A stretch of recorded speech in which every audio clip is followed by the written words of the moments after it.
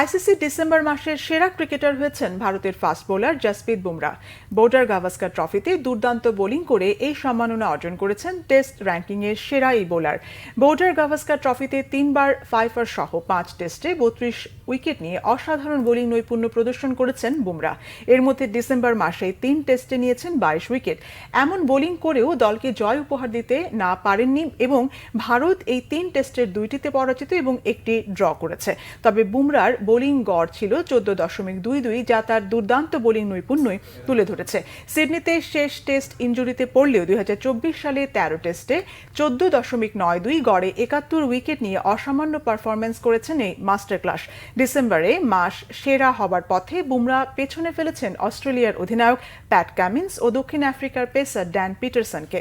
বিশ্বব্যাপী ক্রিকেট ভক্তদের vote, ICC হল অব ফেমের বিশেষজ্ঞ প্যানেল, সাবেক আন্তর্জাতিক ক্রিকেটার ও সাংবাদিকদের ভোটে মাস সেরা হয়েছেন বুমরা।